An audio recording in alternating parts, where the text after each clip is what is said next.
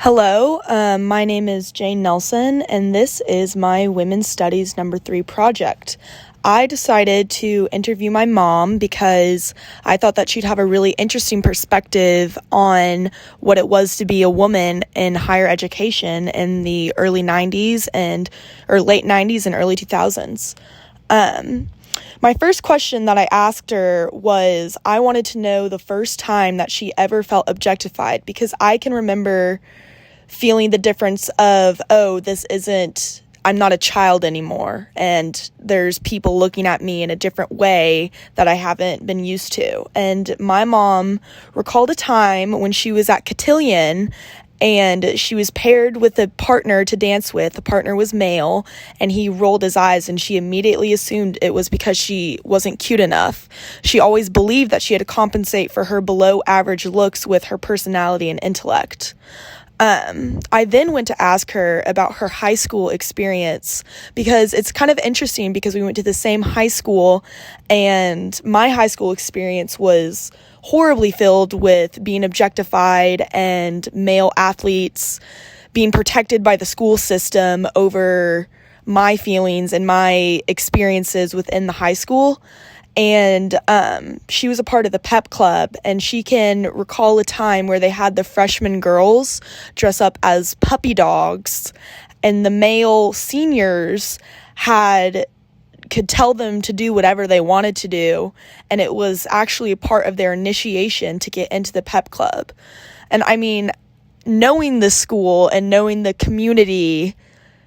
within it, it just is crazy to me to think about that was going on 20, 30 years ago before I even went into that school system, and then that just some things haven't changed at all.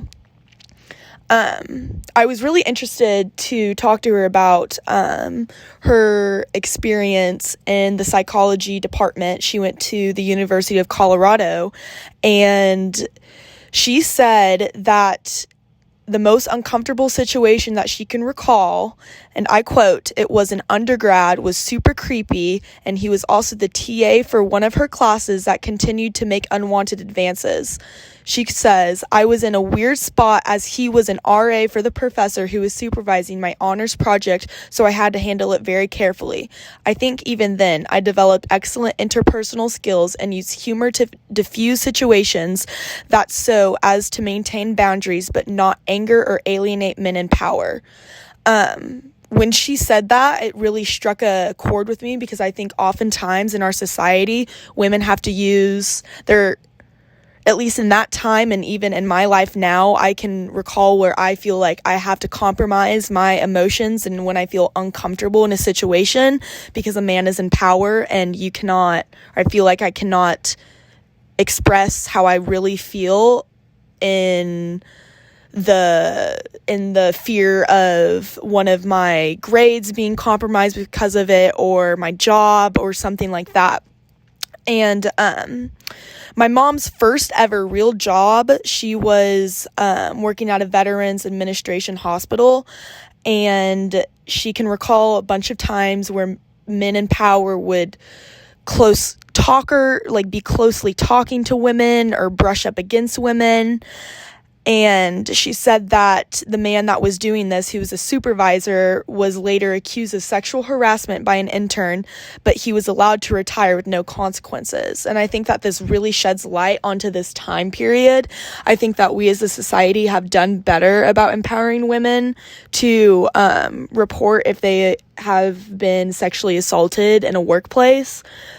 But just to look at the contrast between even now, and this was probably in the early 2000s, late 90s, that this happened, we've come far. My mom then went on to explain that one of her scariest